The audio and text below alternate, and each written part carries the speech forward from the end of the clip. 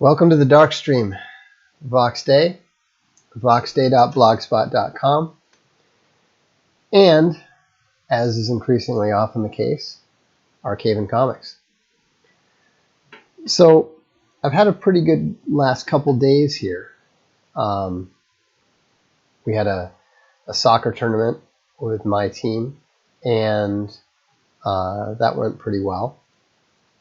And recently, the first team from the club that I belong to actually won promotion, which was much celebrated. That was a big deal, and it was actually particularly impressive because one of the guys on the team was actually the leading scorer in the whole country. So again, just a really good time was had by all. And so, what that got me thinking about, in light of a comment that was made in a recent review of Alt Hero number 1, was the way that an awful lot of people don't actually seem to know how to cooperate with others. And yet, to be successful, it is almost impossible to do it alone. To be successful is something that is almost inevitably a collaborative effort in which considerably more than one individual is involved. And this is something that I don't think enough people keep in mind. I think a lot of people want to take credit for everything themselves. I think they want to believe that their success is entirely them, and that therefore it's merited. But the reality is, whatever success you have, even if you merit it 100%, it's not just you. It's never just you. Even if you're a writer, even if you are doing something that is an intrinsically solitary profession. I'm a writer. I spend most of my time by myself. I do very little interaction with others. I can go entire days without speaking to anybody outside the house. And yet, all the success that I have is the result of an ability to work well with other people.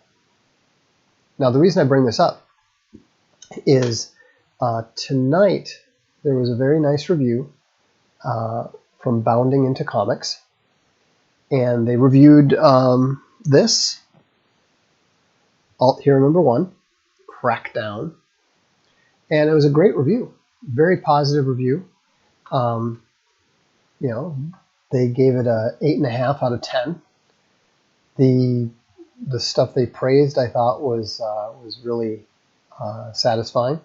The stuff that they criticized was absolutely fair, and includes some issues that we're addressing in Alt Hero number 2. But what struck me was in the comments, someone said something about how they hoped that I would allow Chuck Dixon to do his own thing. And secondly, they were looking at my persona on the blog, and where I'm very quick to just essentially say my way or the highway, and they were extrapolating from that behavior and assuming that I was not able to work well with others. And so, what I thought was interesting about that was that this comment was made despite the fact that we literally just got this first print edition out, and I thought about the number of people who were involved in making that possible. I mean, first of all, you had Cliff Cosmic, the first artist. He helped, he was on board before the Kickstarter. And then we worked with the folks at Freestarter. Then we had the 2,100 backers who got behind it. Then we had Matteo Mystic, who is the colorist and letterer on the first issue. We had our production editor at Arcaven/Castalia. We've got the other folks at Castalia. We've got all the people at Ingram. And this particular project involved everyone from the regional sales force in Ingram in the States to production people in their European offices. And so, if you look at how many people were involved in just getting this one issue from conception to reality, we're talking about something on the order of probably 2,300 people, all of whom worked together, all of whom came together, and in many cases, we would have not been able to do it without a individual contribution from one of those people. Here's a question. Is it common for people to project random emotions or intentions just from your words? I wouldn't say it. I would say that it happens regularly. I don't think that it is common for most people to do it. I think that it's something that a certain type of personality tends to do very often. Projecting what they imagine you must think or feel from a blog post on a general disposition. That is fairly common. And so, and yes, I do have a BitChute channel. Voxiversity is always on BitChute. So,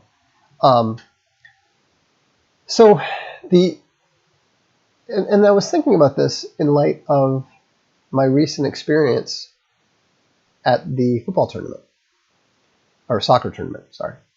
I am ancient in football terms. I'm playing I'm playing at a fairly high level of the game. I have to work out year-round just to be able to play. I'm no longer able to play a full 90-minute game. I have to come out several times just to catch a breather. I don't have the scoring confidence that I used to, so I'm no longer reliable in front of goal the way I was for 30 years. So why do I still play on the team? How am I still able to play on the team? Why do they value me enough that they actually started me in most of our games this year? I'm 18 years older than the youngest guy on the team. I'm the second oldest player, and I think there are only 2 games where the guy who's a month older than I am actually was able to play. And the reason is that I make it very clear that I will do anything and play any position that the captain wants me to play.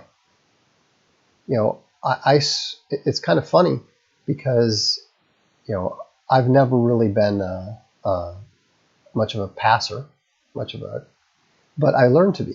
I learned to be a creator. I watched Dennis Bergkamp transform himself from being one of the most feared strikers in the world to being one of the best setup guys in the world. And I thought, well, if he can do that, I can do that. And so, the one thing I've still got is my speed. So I'm very useful on the wing. Now, my ball control skills, compared to these Italian players are nothing, but I'm strong and I'm fast. And so I play on the wing. And the one thing that my captain knows is that I will do literally anything to keep my guy from getting past me and scoring. you know. And so because he has that confidence, he can take other risks. He can move people around. You know, if there's a wing who's out of control, he'll switch me from the right to the left. I even started on defense once this year, and it went pretty well. And so the thing is that, and what was kind of funny is that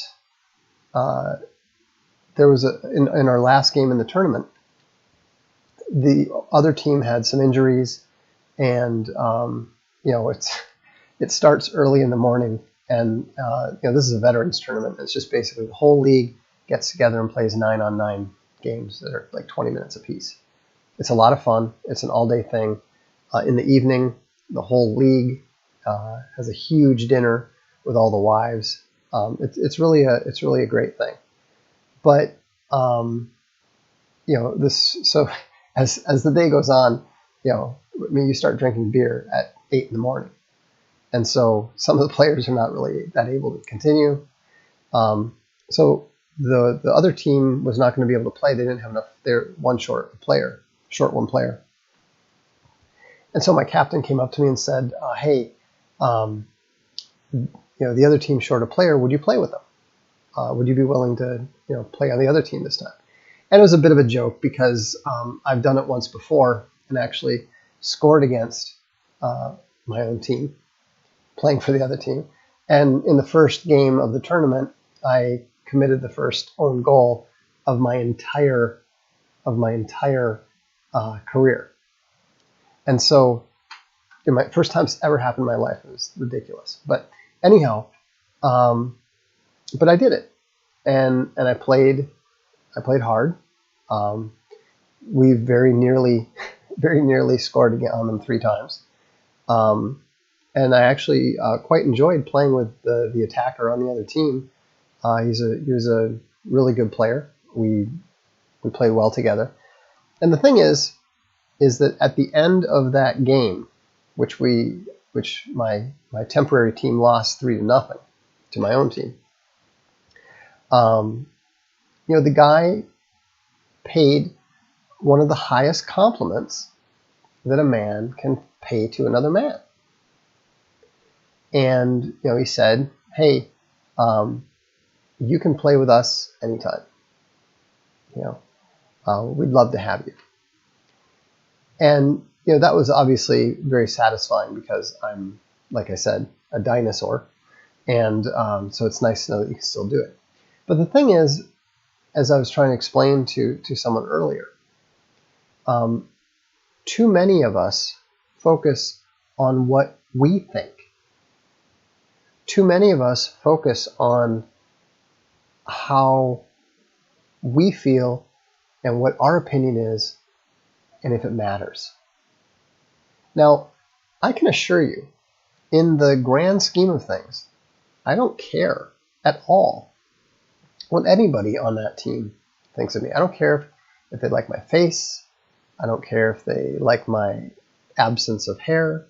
None of that. I don't care if they like my politics. None of that makes any difference to me. And yet, I was, honestly appreciative, genuinely moved by the fact that these guys that I don't know, whose names I don't know, and that sort of thing, were willing to offer that level of acceptance because they saw that I was willing to work with them. And that's something that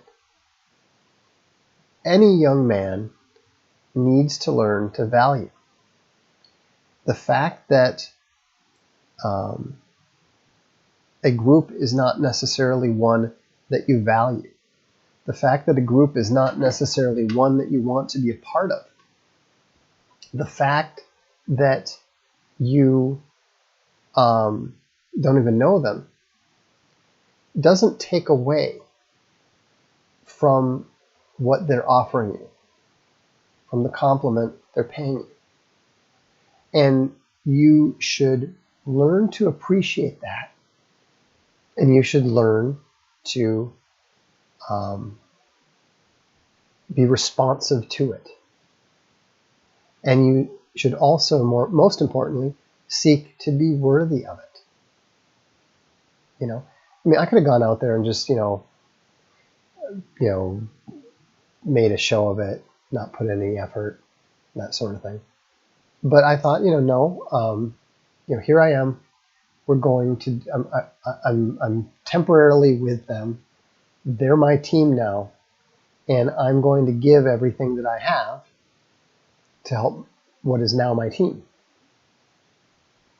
And that is a very healthy attitude to have, regardless of what the endeavor is. Whether you're involved in a political party, whether you're involved in a charity organization, whether you're involved in a team sport, whether you're involved in producing a comic, whether you're part of a development team for a game or a piece of software.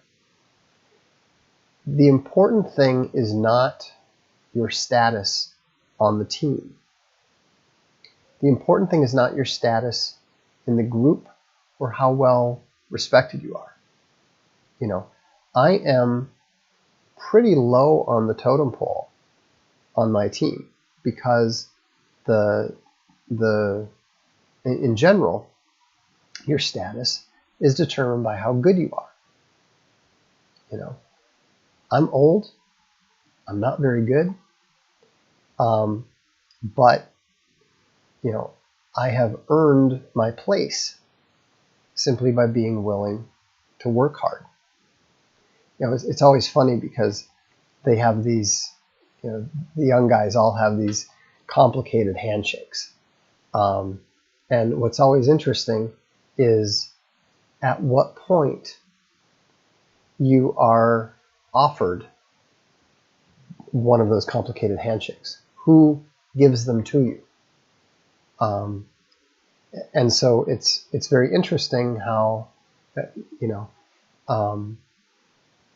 the way that the group communicates is mostly nonverbal. It's mostly done through gestures. And yet, this is how you gain the respect of others. And it's always very interesting to me too. You can always tell when athletes respect each other because they do that handshake, half hug thing. And it's always interesting to me to see who greets you that way, even from the other team and that sort of thing. And so, the one of the problems that we have on the ideological right is that we have fostered this cult of individualism to the extent that we become almost incapable of working cooperatively together towards a mutual objective. If you look at what happens, to give you an example in comics, we set up Archaven, we set up Dark Legion, and yet, a few people have come to us, but the more success that people have, the more they just want to do their own thing. Now that's fine. There's nothing wrong with it. But that's not how you're going to beat Marvel. No one is going to beat Marvel on their own. I'm not going to beat Marvel. Ethan Van Sciver's not going to beat Marvel or DC. I heard from Ethan's channel that he left DC today, and I wish him great success on his own. He'll do very well on his own. He's extremely talented. But is he going to build up a comic organization that is going to be capable of taking on the Warner Brothers DC empire? No, of course not. The institutions matter. The organizations matter. And if we want to preserve our society, if we want to preserve our way of life, if we want to preserve our culture, then we need to continually look out for ways to work together, to work in a, yes, collective, cooperative manner. The difference between us and the left is not that we can't cooperate. The difference is that we work together voluntarily. You know, the left loves to assemble these gates. They love to build the gates and establish the gatekeepers and then permit people entry based on whether they're willing to kowtow to the narrative and to the to the recognized authority. So it's very, very important to find friends and find allies, to define mutually agreed upon objectives and work upon achieving those objectives. You know, I'll give you, I mean, you know, for example, I was contacted by a guy who wanted to do t-shirts. So anyhow, we've, you know, crypto fashion. You know, they've been doing some of those, shirts for Ethan. They've done some for us. You know, now I'm actually wearing one right now. This is the Captain Europa shirt. You know, we didn't really care about t-shirts and, you know, that sort of thing. I mean, you know, I've never had any sort of what do they call it? You know, that's that store where you can have, they can make thongs and t-shirts and mugs and all that kind of stuff. There's a couple different popular versions of that. We've never bothered to do that. But, you know, this guy contacted me. He said, hey, I want to do this. And so, you know, we teamed up with him, and it's been quite successful. You know, these are 3 of the first Archaven Alt Hero related t-shirts. We've got the Captain Europa one, which is pretty cool. It's obviously tongue-in-cheek. The struggle for human equality and progress needs heroes to fight for global justice. You know, we've got the Rebel shirt, and of course we have the Archaven shirt, which I quite like that logo. And so, you know, these are ways that we work together. You know, I might not be particularly interested in selling t-shirts. I mean, I don't mind it, but it's not, you know, on my first, second, third, fourth, or fifth list of priorities on a daily basis. You know, I don't think about it. But the guy behind Crypto Fashion is definitely one of us. He's come up with a way that he can help us and we can help him. We work together. You know, it's win-win. And that's how you do it. You look for those opportunities to make friends, to make allies, to support people. You know, for example, Autark, they do role-playing stuff. I've got, let me see here. I've got a couple of their role-playing books here. Domains of War is actually very cool. Love the concept. Well, this is the other Domains of War. And so, you know, it's a, let's see, here's the Player's Companion for the Adventure Conqueror King system. They have a Kickstarter right now.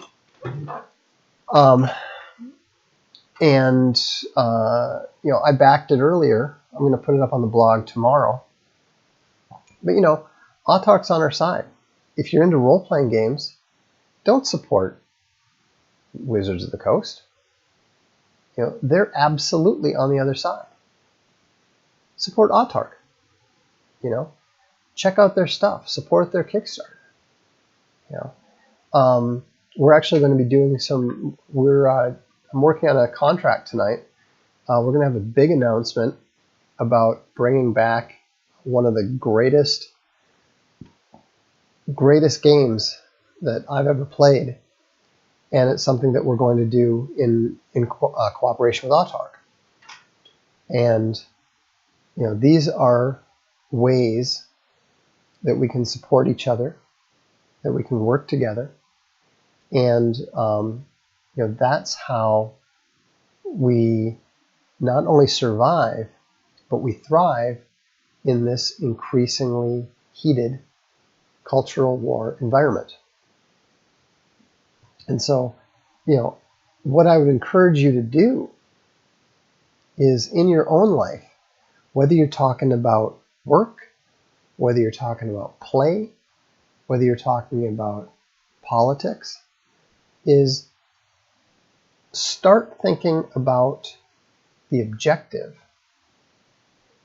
and stop worrying about your status, whether you're getting as much credit as you feel you deserve. I'm not saying that those things are not important. I'm just saying that they are ultimately less important than learning how to force multiply your own efforts by working with other people. Other people are always a force multiplier. And that's something it took me a long, long time to learn. We have a lot of volunteers now with Castelia, with Infogalactic, some with Alpenwolf, some with Archaven. All of their efforts are very much appreciated. But it took me until, I think it wasn't until 3 years ago, that I allowed anybody to volunteer for anything. Because I was always trying to do it myself. I was always trying to do it alone. And when you're alone, you are more easily isolated, obviously. You're more easily ignored. There's a reason why the first thing the SJWs attempt to do is to cut people out, separate them from others, freeze and isolate, as Alinsky wrote. They do that because it weakens you. They do that because it demoralizes you. They do it because it makes it easier to prevent you from having success. And so that's why, you need to be willing to give up the idea that you're going to be in charge, that you should be in charge, that you know best, etc., etc. If you want to be in charge of something, then you start something. And people come to you and they join you. And they force multiply your efforts. But what you cannot do, and you must not do, is to try to join somebody else's group and then share your wisdom with them and try to tell them what to do. That is always a mistake. That is always intrinsically offensive. And you should not be surprised when people don't appreciate your efforts to help them. All right? If they ask for the help, great. But if you're just doing it out of the goodness of your heart or something, I mean, come on, let's be real with yourself. What you really want is you want the influence without the responsibility. Don't do that. You can only really have influence if you're willing to take responsibility for yourself. And the person who is responsible is the person who has the skin in the game, as Enan Taleb correctly tells us. No, this is not leading from the bottom. It's not about leading at all. That's the whole point, is get over the drive to lead. If you want to lead, you have to have people who voluntarily follow you of their own free will. You need to start walking in a direction, and if people follow you, then you're the leader. But what you cannot do is try to jump in and try to hijack the microphone, hijack the group, hijack the planning, hijack the strategy. That is all wrong. You're not helping people by doing that. You're actually creating problems.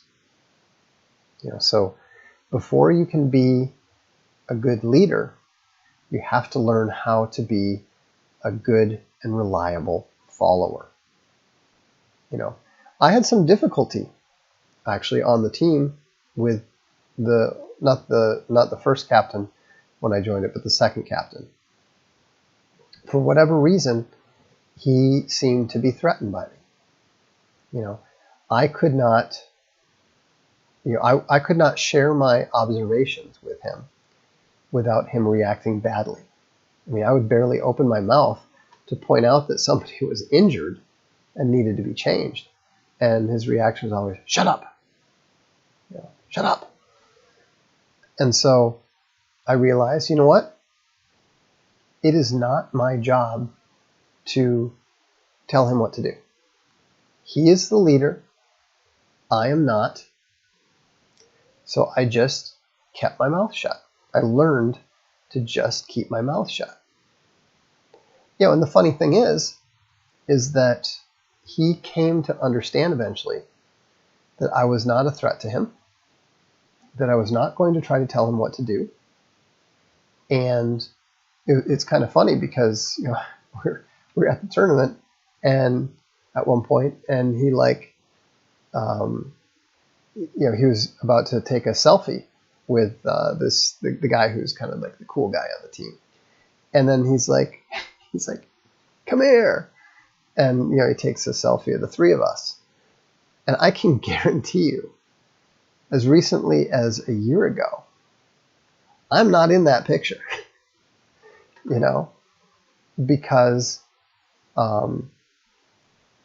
I am for better or for worse, people tend to look to me for leadership, whether I want to provide it or not.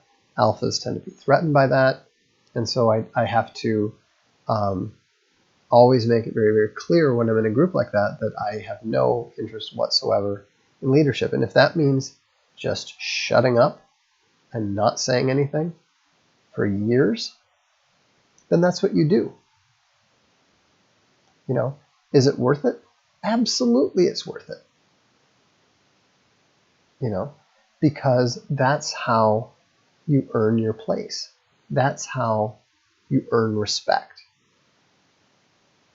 And respect with men tends to precede affection. And there's something very, very there's something very, very powerful about a group of men who are not concerned about their egos, who are not concerned about their mutual status, but who are simply focused on achieving the task, and each focusing on the job that they have been set. Sometimes you're gonna be the leader. Sometimes you're gonna be the advisor. Sometimes you're just gonna be one of the grunts. And sometimes you're sitting on the bench, waiting to go in case they need you. But whatever your task is, no matter how menial, no matter how low towards the bottom of the totem pole you are, if you throw yourself into it 100%, the others will respect that, and they will make a place for you, and you will become a valued member of that group. So a couple questions here. Let's see. Do I have any interest in a call-in show in the future? I don't have any objection to that. This technology doesn't seem to be particularly particularly amenable to that. I don't really have a massive YouTube subscriber base here, so I don't think it makes much sense to do whatever those like call-in type things are. But I'm always open. If there are suggestions and it's stuff that people are interested in, we can certainly look at doing that. Does anyone else have any other questions? Actually, we've already been going for 35 minutes. I think that's good. I've got some other things I need to do tonight. So anyhow, I hope this has been useful or at least thought-provoking for you. And I will look forward to seeing you the next time. Have a good evening.